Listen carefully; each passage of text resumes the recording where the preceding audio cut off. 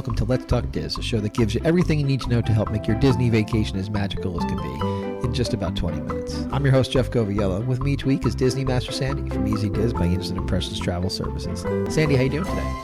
I am feeling the grid.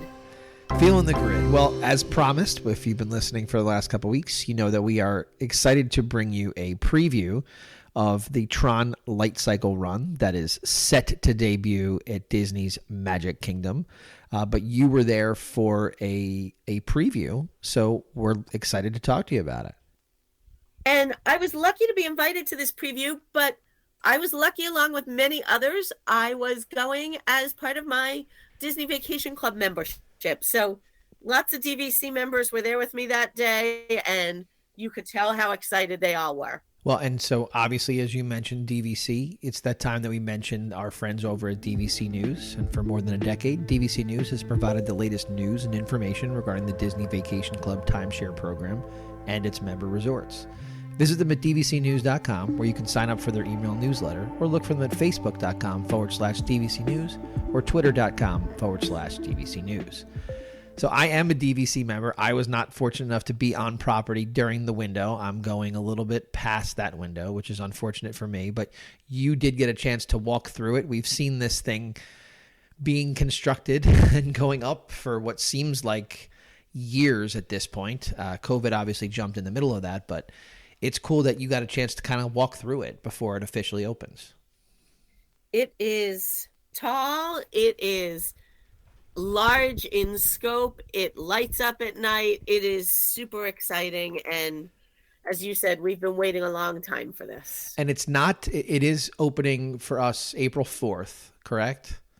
Correct. So Magic Kingdom, Walt Disney World, this will open April 4th, 2023. And if you've done some searching online, because we know you're all big Disney fans like us, and you're finding a lot of info on it, you may be seeing the Tron ride over in Shanghai, because that opened back in June of 2016. So essentially, this is not the first time we're seeing Disney lift a ride from any of their parks and place it in another parks. They've done it with American attractions that were open first and put it abroad, and now vice versa. So it is the type of thing that if you've been over there, it'll be familiar to you, correct? Most definitely. Anytime there's anything that's new, we've seen this now for the last several years, right? It really, really started for the majority of us paying attention to it with the Rise of the Resistance, and then it ended up going to Guardians of the Galaxy. So sometimes when these attractions open, it's difficult to get on. They've done some things within your My Disney Experience app. They've done some things, obviously, with Genie Plus to change the way that we, get on our attractions. So my question to you is what everybody's thinking, right? Brand new. The anticipation is high. How difficult do you think it's going to be to get on this ride? It's going to be a little bit tough, but I think you're definitely correct in talking about Rise of the Resistance. But what I always think of when I think of new attraction opening in long line is the opening of Flight of Passage. Okay. It was not unusual for people to be online 4 hours and 5 hours and in the sun. And even though I think that has the world's longest queue ever, they had to figure out how to run the line through the park. And I think that's what really sparked them to say, we can do better than this. Right. We can't promise we can get everybody on, but we can't make people stand online for 3, 4, and 5 hours. And so the virtual queue was born. The virtual queue pre-COVID opened twice a day, 7 a.m. and 1 p.m. I will tell you, you've got to be amazingly quick-fingered and super lucky to get that 7 a.m. Typically, when a new ride is out, and even still on something like Guardians that's been out for months, that 7 a.m. queue is full by 7 a.m. and 8 seconds. Right. Which has led people to be pretty frustrated. I mean, let's be honest. It's a frustrating experience when that's what when you've got up on vacation to do it and you failed. It is. And I think the other part of the frustration, when we talk about Genie Plus, I always say to our clients, you don't have to spend the extra money if you don't want to, because every ride has Genie Plus or not, or standby, but you can get online to do a ride. When there's a virtual queue, that replaces the standby so that you're standing by virtually. Correct. So if you don't get into the queue, your only other option is going to be to purchase that individual select attraction. So I will tell you, I don't recommend you try for the 7 a.m. Don't get up just for it and to start your day with that frustration. Go for the 1 p.m. Also, if you're a deluxe resort guest, till further notice, there is one night a week Magic Kingdom stays open just for deluxe resort guests. And they will open a third virtual queue at 6 p.m. So a great benefit for staying on site. Disney committed to only one individual attraction per park. So while they've announced that this is going to be the attraction, what they haven't announced that I know is coming is that means that Seven Dwarfs Mine Train is no longer going to be an individual attraction, and it's going to move into Genie Plus. So the ripple effect. I mean, the ripple effect is natural. We've seen that in a couple of different parks. But you think that that's going to be where the difficulty lies, is landing a spot in that virtual queue. It is, especially April 4th, 5th, 6th. Those of you celebrating my birthday down there. Sure. It's going to be tough. I guess at this point, does it make sense to transition to giving us the basics for what this attraction is? You bet.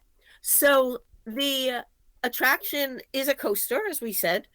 It does have a height requirement. It is a minimum of 48 inches tall in order to ride.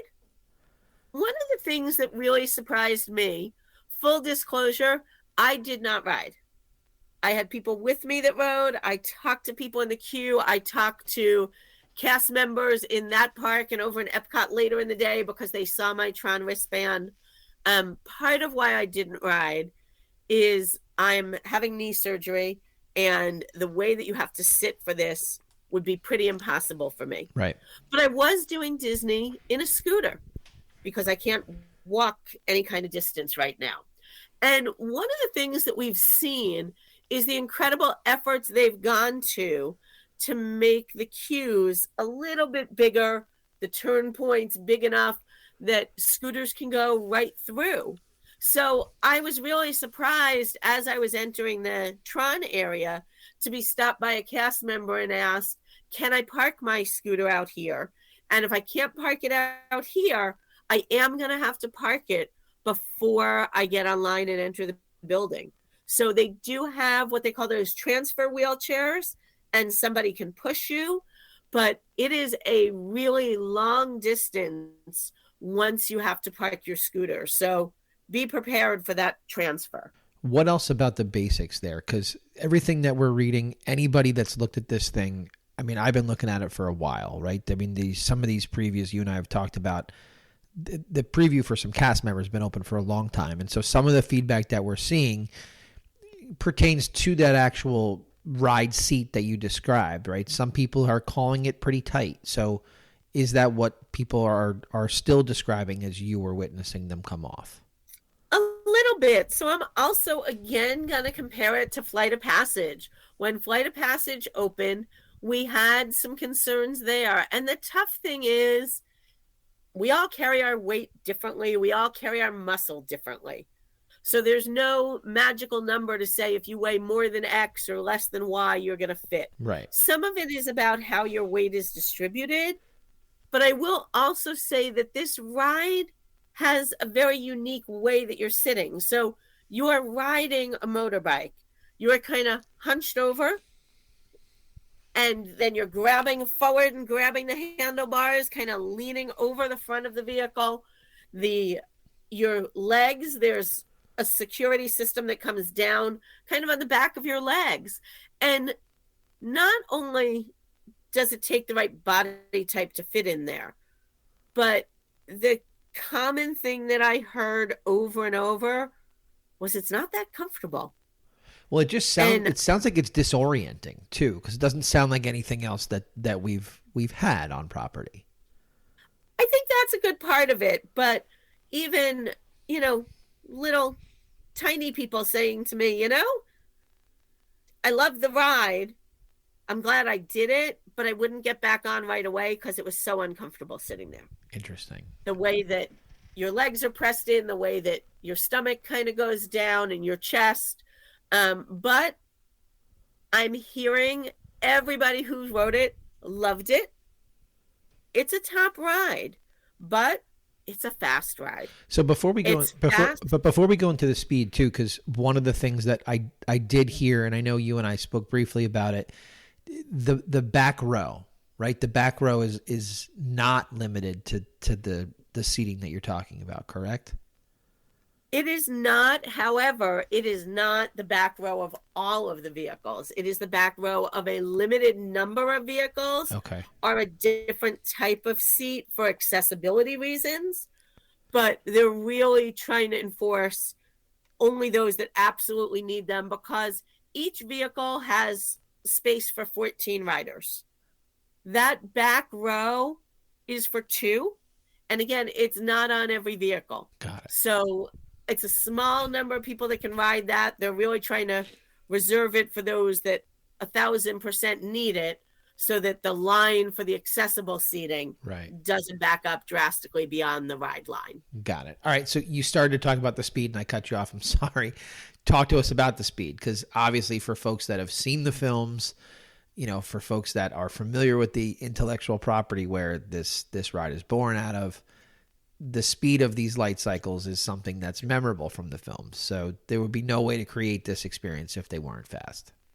It is a fast ride, both in speed and in time. It's 59.3 miles an hour. Okay. That 0.3 is clearly the make or break. Sure, obviously. And 3 is the magical number. 1 minute, 53 seconds. We hear these metrics that you just threw out there, 59.3 miles an hour and 1 minute and 53 seconds.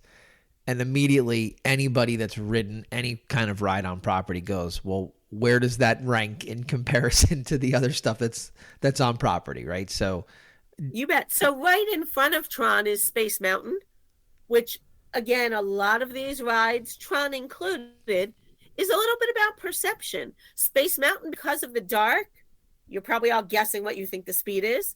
It's less than half the speed of Tron. It's only 27 miles an hour. Okay. Mine Train, 34 miles. Big Thunder, 36 miles. Slinky Dog Dash, 40 miles an hour. But I think what Disney is hearing is, we want more. We want faster. Because the ride that we just talked about that opened previous to this, Guardians, is actually 1 mile faster per hour than Tron. Okay. And what about length of time? This ride is on the short side. Some people have said to me that's great because I was ready to be done sitting the way that I was in the seat. But everybody I talk to, I kind of make a lot of friends in the park and ask people questions. You? No, come on. Everybody thought it was substantially shorter than it was. Again, 1 minute, 53 seconds compared to something like Mine Train, 2 minutes, 50 seconds. So an additional minute, which, maybe you're saying to me, it's a minute. No, that's a long time. That's a long time. It's an extra 33% of the ride on Mine Train. Yeah. And Guardians, 3 minutes, 10 seconds. And I think part of it is, how long is the ride? How long am I getting the thrill? Right. But one of the other things that I heard is, I'm glad I wrote it. I would love to do it again, but it's so short. I don't want to wait in a long line for such a short ride. Yeah. I mean, I guess that makes total sense. Talk to me about, the structure, right? Because you're walking in and you're seeing this thing. Like, I've been watching this go up. I can vividly remember when it first started to reach the sky. I was standing online for Goofy's Barnstormer with my 2 small kids, watching them construct this. So I've seen that canopy that's being built forever. Like, the perception is that it's going around that entire canopy. So I haven't seen it since they've really kind of begun the soft open, so to speak. It goes around a large part of it. It definitely doesn't cover the entire canopy. But one of the really cool things is you walk up under the canopy to get into the ride. and the area you're parking scooters and strollers and things is under the canopy, and you're exiting under the canopy. Okay. So anybody with any doubt, I mean, literally, I know I couldn't do it, but probably if I was Elastigirl and my arm was an extra 5 feet longer, I could have touched one of the people coming by. Oh, wow. Okay. I mean, it is neat. You can really be up close with it. I think one of the things, if you're on the fence or you've got a child who's a little afraid, you can stand under the canopy watching where it's coming from, and you know it's coming because you hear that train well before you see it. You had given us the breakdown, of 14 riders per train. Is there anything else that you want to discuss before I ask you to actually take us through, literally walk us through it? In your instance, you rolled through, but walk us through the experience. Is there anything else Let's do it. Okay, go ahead. So as I said, it's thankfully nicely shaded with some nice fans. So as we're getting to the height of summer, you'll be cool. You are going to enter into the building, and that's really where the attraction begins. There is substantially more pre-show to this than there is ride, which if you're not a coaster rider, get online with your family, go through it. There's a lot to see, and it is very cool. You kind of walk down this highly digitized hallway with, different light beams and sound, and into this room. Again, I'm going to say similar to Flight of Passage, where the TV screen comes on, you're all welcomed, and you're told to stand still while you're digitized into World of Tron, joining Team Blue. Okay. Once that digitization is over, you're going to head out of that room, start into the queue, and one of the other really cool things is there's a bridge over the track where they shoot the trains off. Oh, that's cool. So we were those people that just stood there for a couple of minutes and just watching and watched a bunch of the trains launch. Yeah, definitely. I would have done that too. Once you get through that, you're going to enter another room where there's a 2-minute and 10-second video. And I point that out again, 2 minutes, 10-second video for a 1-minute, 53-second ride that gives you instructions on how to ride, what the mission is, what Team Blue is doing. But it's really about telling you that, people who have back issues, people who are pregnant shouldn't be riding. Right, yeah. That you can't take anything bigger than a cell phone, glasses, or a wallet with you. There's a cover that opens on the bike, and you can store that in there. But they have a huge locker system because all bags must be stored. Which is unique. We haven't seen something like that. We haven't, and I'll be honest, I was probably the annoying guest because I was in my wheelchair. I was very clear I wasn't riding, but I still was not allowed to take my purse down with me. I had to put my purse in a locker. There are 800 lockers. Oh my gosh. They're divided 100 bank, 200 bank, 300 bank. I will tell you, if you have a large diaper bag backpack, you might have to pull some things out and take 2 lockers.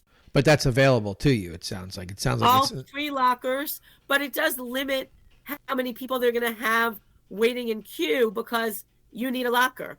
Your locker opens with a magic band or the QR code on the back of your ticket. The lockers that are available are lit up. The lockers that are used are dark. You get your number. The announcement keeps telling you, remember your number. So remember your number. Okay. Head over to the ride. Take that quick takeoff. Head outside. See it all. Come back in. Exit the ride. And very cool, you can see, if you're being a little nosy as you're loading your backpack, that it looks like there's a fake wall on the back of your locker. And the reason is you're going to exit to a hallway that is the backside of the lockers, kind of like the backside of water. And here it's opposite. Only the used lockers are lit up to try and help you find yours. Use your magic band or room key to open it. There was a cast member in that area. There was a family there as I was getting my bag saying, we can't get our locker open. So they will help you. They'll have you verify your contents and then you're good to go. Anything else that we haven't talked about? I mean, it's so new and it's going to be so much fun. I'm glad you got to get down there. You've given us a really solid breakdown of the experience. What have we missed? So I know this will shock everybody. If you've noticed on the Disney website, the Space Mountain gift shop is currently closed. Why? It's going to do double duty and it will be part of the Tron gift shop. Right. It was not active yet, but that bridge that I told you I was standing over to watch the cars launch, the trains launch, I should say, will have a camera. So you'll be able to pick up your digital picture.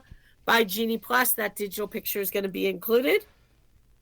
And you're good with that. Cool. The other thing is, if you've watched the movie Tron, you know that it's all about this series of blue lights and the shapes. So that canopy that you were talking about, Jeff, is made up of all little triangles. And it is lit up during the day, but because it's so bright, it's hard to see. It is way cooler to see that canopy at night. And everybody I spoke to who rode daytime and nighttime said, definitely get back at night for the ride. Well, it sounds like a really awesome experience. I'm glad you got a chance to take a look at it. I'm hoping as I get down there over the next visit or so that I will get a chance to. I'm sure everybody that is listening today is now waiting to get on. Thanks for your expertise and have a great week.